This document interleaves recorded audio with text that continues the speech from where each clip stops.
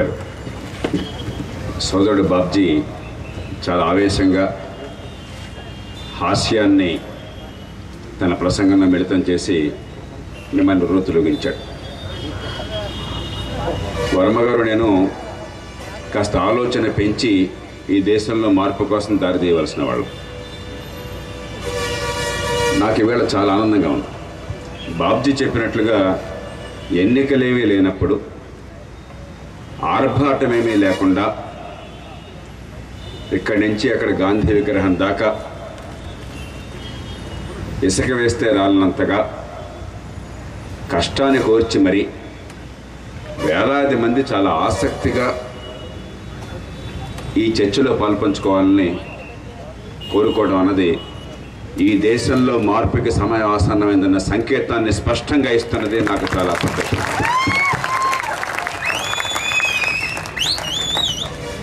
రాష్ట్రంలో ఇటీవల కాలంలో ఎక్కడ చూసినా కూడా యువత, రైతులు, మహిళలు ఈ 3 వర్గాల నుంచి ఈ దేశంలో మార్పు ఎప్పుడు వస్తుందా అని చెప్పినటువంటి ఆవేశం, ఆర్తి, ఆశ ప్రస్ఫుటంగా కనిపిస్తున్నాయి.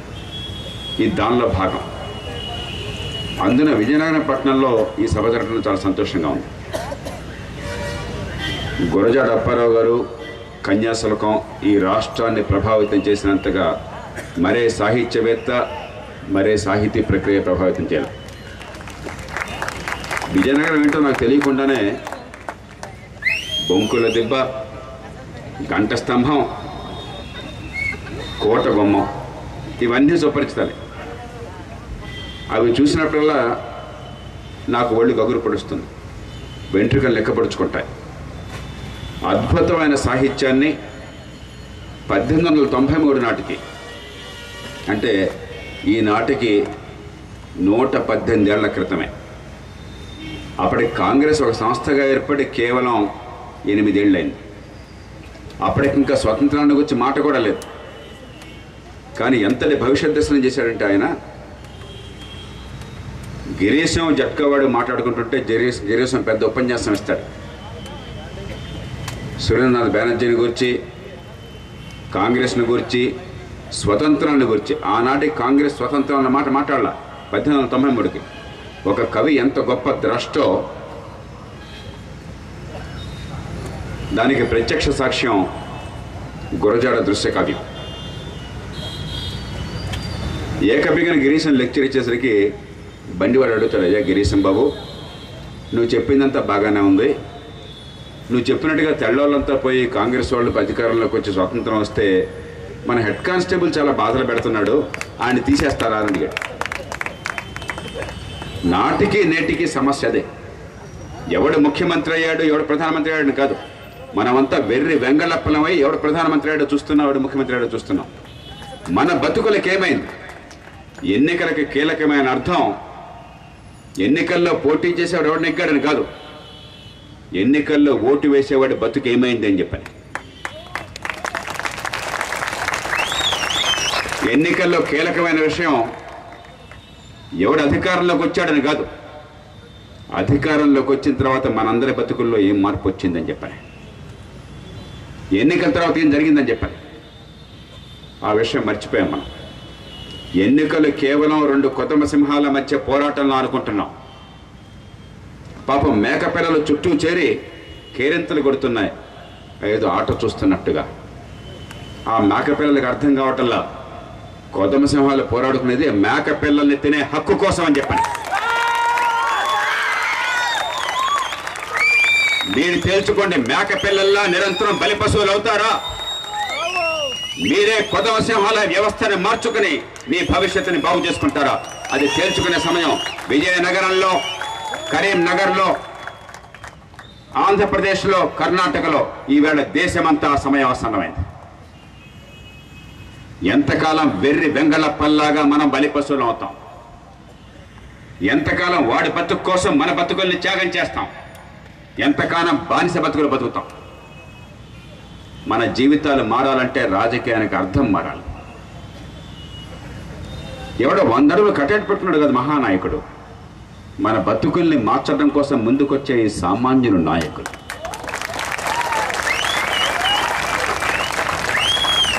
కోట్ల రూపాయల జనాన్ని దోచుకుని దాన్ని ఎరగా చూపి ఎన్నికల్లో ఫలితాలు సాధించి ఆ తర్వాత కోటికి 10 కోట్లు సంపాదించేవాడుగా దేశం కోసం కావాల్సిందే. వాడి జీవితాన్ని వాడు నిజాయితీగా గడుపుకుంటూ మన కోసం వాడి సమయాన్ని శక్తిని ఇచ్చి మార్గాన్ని చూపెట్టి కొవ్వొత్తులా కరిగిపోయేవాడు నిజమైనటువంటి వాడు. ఎలాంటి రాజకీయం కావాలో తెలుసుకునే సమయం ఈ రాష్ట్రానికి ఆసన్నమైంది. మఖలో పుట్టి పబ్బులో పోయే పార్టీ కాదు లోక్సత్తా. ఎన్నో పార్టీలు మనం చూసాం. వాళ్ళ కోట్ల రూపాయల డబ్బులు ఉండొచ్చు, కులాల బలాలు ఉండొచ్చు, స్టార్ పవర్లు ఉండొచ్చు, అధికారం అనే ఆడంబరం ఉండొచ్చు. కానీ ఏం జరిగింది? కేవలం 2% ఓట్లని ఈ రాష్ట్ర ప్రజలు లోక్సత్తాకు 2009లో ఇచ్చారు. కానీ లోక్సత్తా కార్యకర్తలు నిరాశపడలేదే. 2% ఓట్లకి గుండె మీద చేవేసి చెప్తున్నా, 20% విలువనిచ్చినటువంటి ఏకైక పార్టీ లోక్సత్తా పార్టీ. ఓటు వేసిన వాళ్ళు ఒక్కళ్ళు కూడా ఎందుకు ఓటేసామని బాధపడకుండా, ఓటు వేయని వాళ్ళు ఎందుకు ఓటు వేయలేదని బాధపడే పరిస్థితికి వచ్చిన ఏకైక party Loksatta party. Vote waste అవుతుందని చాలా మంది మనసులో అభిమానం ఉన్నా, మార్పు రావాలన్న ఆశ కోరిక ఉన్నా ఈ సాంప్రదాయ పార్టీలకు వేశారు. ఏమయ్యా, ఎక్కడ వేస్ట్ అయింది ఓటు? ఇప్పుడు రాష్ట్రాన్ని రావణ కాష్టంలా మార్చారే, సిగ్గుందా ఇప్పటికైనా అని అడుగుతున్నాను ఈ రాష్ట్ర ప్రజలందరినీ.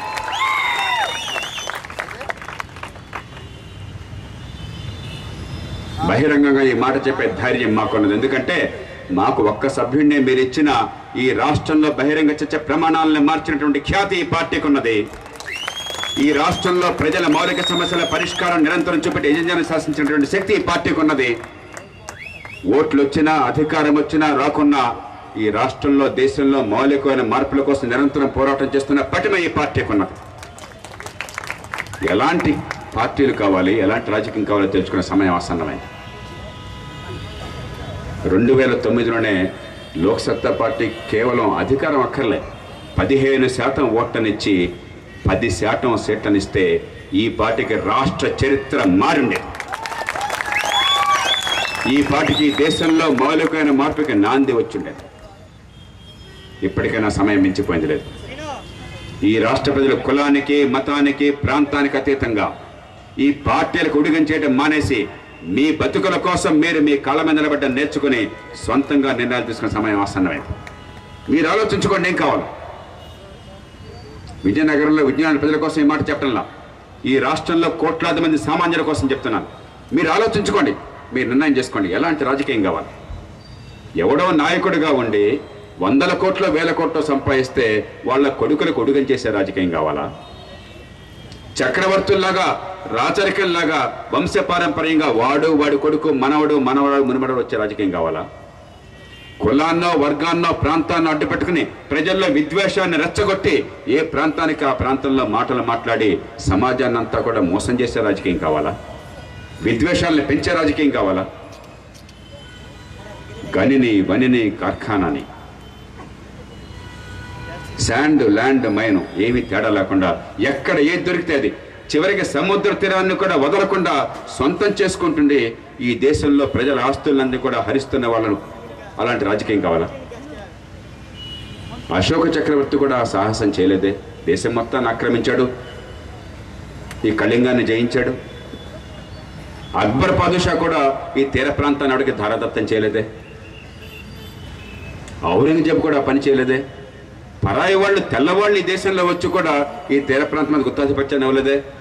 ఈవేళ 430 కిలోమీటర్ల తీర ప్రాంతాన్ని కేవలం ఒక్క కంపెనీ గుత్తాధిపత్యంగా రాసిచ్చేశారు. భారత ప్రభుత్వం ఈ రాష్ట్రంలో ఒక పోర్ట్ని, ఒక షిప్ యార్డ్ని పెట్టాలని చెప్పంటే మీకు జాగాలని చెప్తున్నారు నిస్సిగ్గుగా. ఇలాంటి రాజకీయం కావాలా మీకు?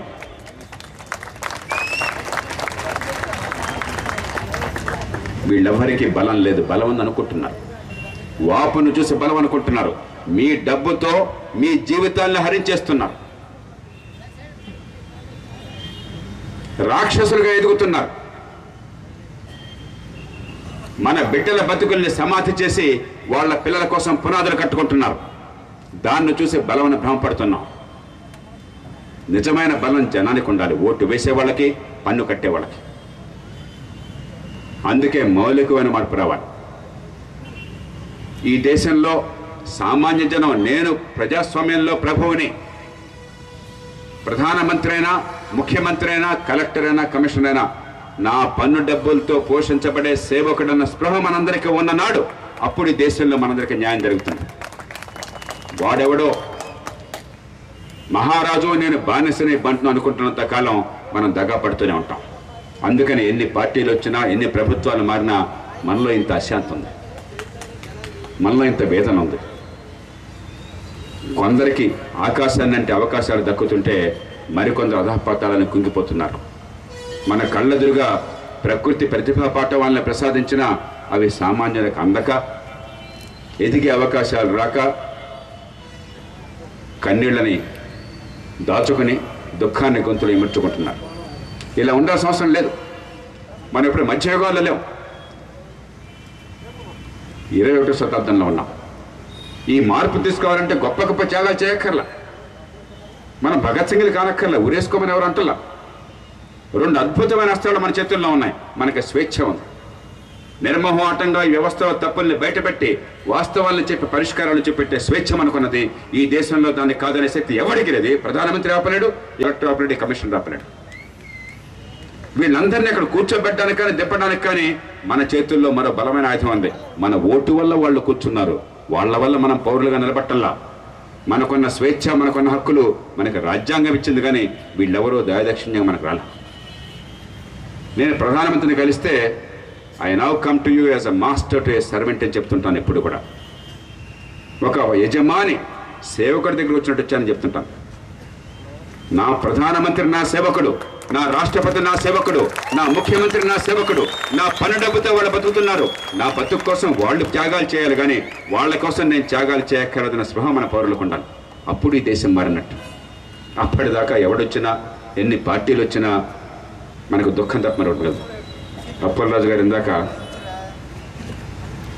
దుఃఖాన్ని ఆపుకోలేక నా జీవిత కాలంలో మార్పు చూస్తానో నాకు తెలియదు సార్, కానీ మార్పును నేను సాధించాలన్నారు అప్పలరాజు గారు. ఈ రాష్ట్రంలో, ఈ దేశంలో యువత సిద్ధంగా ఉన్నది, రైతులు సిద్ధంగా ఉన్నారు, మహిళలు సిద్ధంగా ఉన్నారు. మీ జీవిత కాలం కాదు, వచ్చే 10 ఏళ్లలో ఖచ్చితంగా ఈ దేశంలో మౌలికమైన మార్పు వస్తున్నది. ఒక నిశ్శబ్ద విప్లవం ఈ దేశం మొత్తాన్ని ఆవహిస్తున్నది. కోట్లాది మంది మనుషుల మనసుల్లో, ఆ గుండెల్లో ఉన్నటువంటి మంట ఈ మార్పుకి నాంది పలుకుతున్నది. అందుకే ప్రభుత్వాలకు మెజారిటీలు ఉన్న అత్యంత బలహీనమైన ప్రభుత్వాల్లాగా నడుపుతున్నారు. ఎందుకంటే ఆ ప్రభుత్వాల మీద ప్రజలకు విశ్వాసం లేదు. అందుకే ప్రభుత్వాలు ఎన్నో తప్పులు చేస్తున్నా ప్రతిపక్ష పార్టీలు ఎన్నికలంటే మరీరే వచ్చినట్టు వణికిపోతున్నాయి. ఎందుకంటే వాళ్ళు ప్రజల మద్దతు కొంటున్నామన్న విశ్వాసం వాళ్ళకి లేదు. ఎన్ని కోట్లు ఖర్చు పెట్టినా కూడా ఆశాభంగం చెందుతామన్న భయంలో ఉన్నారు. ఎందుకంటే జన హృదయం మారుతున్నది. ఎల్లకాలం ప్రజలు మోసపోరు. 73% యువత ఉన్నారు ఈ దేశంలో. కాస్త కోస్త సమాజం ఏంటో అర్థమవుతున్నది. కోటీశ్వరుడు కొడుకు ఒక అవకాశాలు ఏమిటి, నాకు మరో అవకాశం ఏంటి, నాకంటే తెలివి తక్కువ వాడు ఉన్నట్లయితే నా బతుకు ఎట్లా ఎందుకుంది, వాడి బతుకు ఎట్లా ఎందుకున్న ప్రశ్నలు వాళ్ళ నుంచి వస్తున్న ఆ ప్రశ్నలు రావాలి. ఇవాళ ఆడపిల్లలు, రైతులు, యువత కసితో కాగిపోతున్నారు. దాని నుంచి మార్పు వస్తుంది. ఎవరో మహానాయకులు వస్తే మార్పు రాదు, విప్లవాలు వస్తే మార్పు రాదు, తుఫాన్లు వస్తే మార్పు రాదు. మన గుండెల్లో, మన ఆలోచనల్లో, మన మెదడులో మౌలికమైన కొత్త ఆలోచనలు పుడితే దాని నుంచే దేశంలో మౌలికమైన మార్పు వస్తుంది. ఓ గ్లాసులో నీళ్లు ఉంటే ఆ నీళ్లు ఆవిరయ్యేదాకా మీకు మౌలికమైన మార్పు రాదు. కానీ ఆ నీళ్ళని వేడి చేయాలి, ఆవిరి కావాలని చెప్పంటే. ఇప్పుడు 25 డిగ్రీలు ఉంటే 45 చేస్తారు, 65 చేస్తారు, 75 చేస్తారు, 90, 95 చేస్తారు. మనకు చాలా అశాంతిగా ఉంటుంది. ఇదేమిటిది, ఇంత వేడి పెడుతున్నాం, ఇంకా ఆవిరి కావటం లేదు, శక్తి అయిపోతుంది, అర్థం కావట్లేదు, వృధా అయిపోతుందని చెప్పని. కానీ గుర్తుంచుకోండి, మౌలికమైన మార్పు రోజుకో మిల్లీమీటర్ రాదు. సమయం, సందర్భం వచ్చినప్పుడు అసాధారణమైన మార్పు అల్పకాలంలో వచ్చేస్తుంది. 99 దాటి 100 డిగ్రీలు చేరగానే మరికొన్ని కొంత వేడినివ్వండి, కొన్ని క్యాలరీస్ ఇవ్వండి, ఒక్కసారి ఆయువు అయిపోతుంది. ఒక స్టీమ్ ఇంజిన్ మొత్తాన్ని కలిపెత్తగలదు. ప్రజల్లో ఉన్న శక్తి కూడా అదే. ఈవేళ 100 డిగ్రీలకు చేరుకుంటున్నది. దానికి మన గొప్పతనం వెళ్ళలేదు. ఈ పాలకుల పాపాల పుణ్యమా అని చెప్పని ఈ దేశంలో అవకాశాలు లేక ఆశలుండి అలమటిస్తున్న వాళ్ళ గుండె ఆక్రోశం పుణ్యం అని చెప్పని మనందరికీ అర్థం కానంత రీతిలో స్పెక్ట్రమ్ అంటే ఏంటో 2 ఏళ్ల క్రితం ఇక్కడ ఉన్న వాళ్ళు ఎవరికీ తెలిసి ఉండదు. దానిలో 1,76,000 కోట్ల రూపాయలు తిన్నారని చెప్పిన ఆలోచన మనకి అసలు పట్టడంలా, దానిలో ఎన్ని సున్నాలనే మనకి తెలియటంలా. అంత పెద్ద ఎత్తున వీళ్ళు తినడం పుణ్యం అని చెప్పని ఈ దేశ ప్రజల మనసుల్లో మార్పు కోసం విపరీతమైన కాంక్ష వీళ్ళ దాగనున్నది.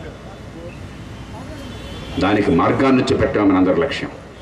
మేమెవరూ గొప్పవాళ్ళం కాదు, మాకు కిరీటాలు లేవు, మా తండ్రులు తాతలు ముఖ్యమంత్రులు ప్రధానమంత్రులు కాదు, జమీందారులు రాజులు కాదు.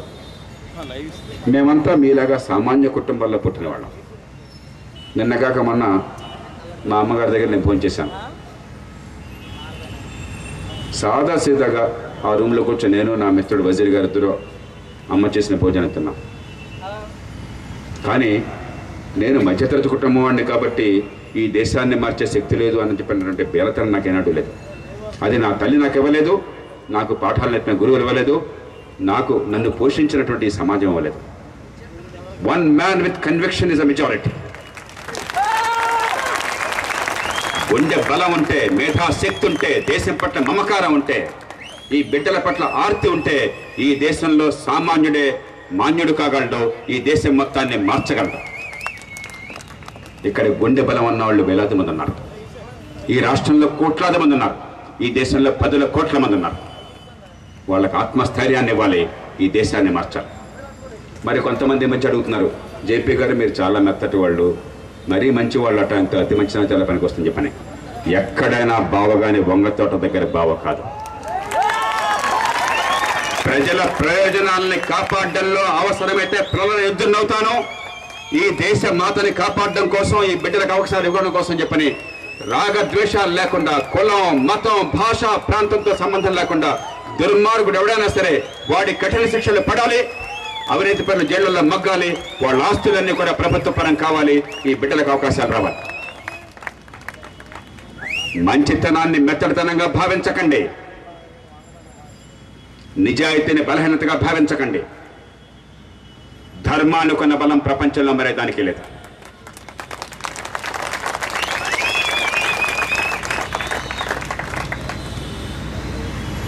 మాకెవరు అంటుంటారని మరికొందరు అడుగుతున్నారు. సోదరా, కోట్ల మంది సైన్యంతో అండొన్నక్కర్లే. ఒక భావానికే సమయవాసాన్ని, ఒక బలమైన భావానికే సమయవాసాన్ని అయినప్పుడు మోహరించిన సైన్యాలు కూడా దాన్ని అడ్డుకోలేవు. ఎవ్వడు మనల్ని ఆపలేడు. ధైర్యంగా కదలండి, మీ వెంట నేనున్న ప్రాణం అడ్డు పెట్టి మిమ్మల్ని రక్షించుకుంటాను. తిరిగితేనే వదిలిపెట్టండి. ఏమన్నా త్యాగం చేయాలనుకుంటే భయాన్ని త్యాగం చేయండి,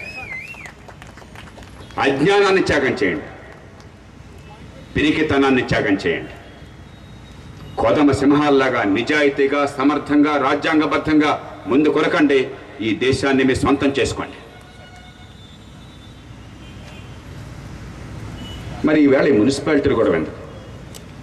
దేశాన్నే మార్చుకోవాలంటే విజయనగరం మున్సిపాలిటీ ఎందుకు? బొంకులు దెబ్బ ఎందుకు? ఎందుకంటే థింక్ గ్లోబల్లీ, యాక్ట్ లోకల్లీ. పరిపాలన అంటే మన జీవితాన్ని గురించి, వర్మ గారు చెప్పినట్టుగా ఈ దోమల బెడదను గురించి. అక్కడ కన్యకా పరమేశ్వరి సెంటర్లో అక్కడ మ్యాన్హోల్ను గురించి, అక్కడ మ్యాన్హోల్లో పడిపోయి ఆ చెరువులో తిరిగినట్టు మహిళని గురించి, మన వీధుల్లో శానిటేషన్ గురించి, మన రోడ్ల మీద ట్రాఫిక్ని గురించి.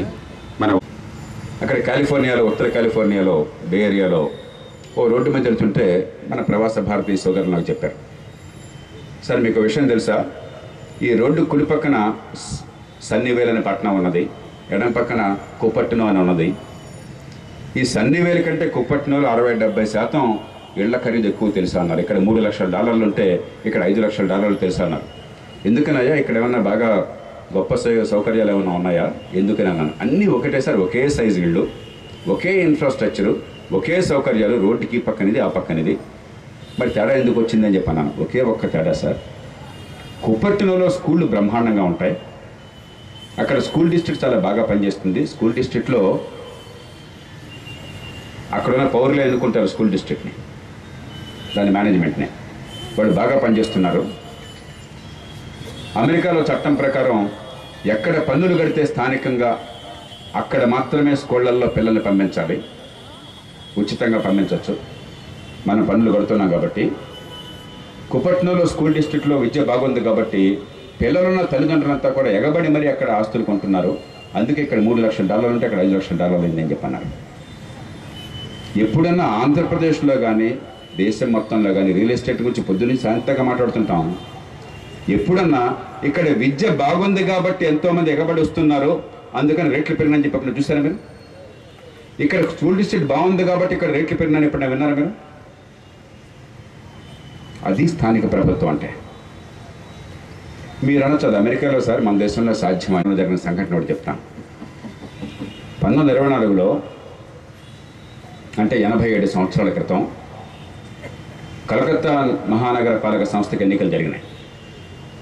దేశబంధు చిత్తరంజన్ దాస్ ఒక మహానాయకుడు, ఆయన కాంగ్రెస్ పార్టీలో ఆనాడు స్వతంత్ర పోరాటంలో ఆయన ఎన్నికైనాడు మేయర్గా. ఎన్నికై గవర్నర్ దగ్గరికి పోయినాడు. ఈ గొడవపందిమా ఎంత వెరివాళ్ళం మనం.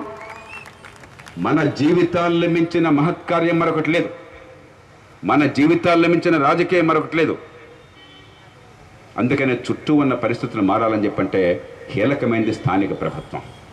ఇది కేవలం ఉత్సవ విగ్రహాల్లాగా కారు, ఫోను, ప్యూను, లైటు కోసం ఉండే ప్రభుత్వం అయితే మనకు అక్కర్లే, దాన్ని మార్చాలి.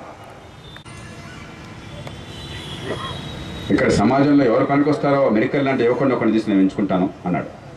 గవర్నర్ చేసేది లేక సరేనన్నాడు. చిత్తరంజన్ దాస్ గారు చుట్టూ చూసి 27 ఏళ్ల కుర్రాడిని, చాకులాంటి ఒక కుర్రాడిని ఎంపిక చేశాడు.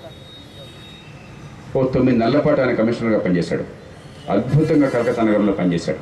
ప్రజల మన్నన పొందాడు, ఎన్నికైన కౌన్సిలర్ మెప్పు పొందాడు, బ్రిటిష్ అధికారుల ప్రశంసలు పొందాడు. మచ్చని వ్యక్తిత్వంతో, సమర్థ నాయకత్వంతో మంచి పేరు తెచ్చుకున్నాడు. 9 నెలల తర్వాత ఆ కుర్రాన్ని జైల్లో పెట్టారు.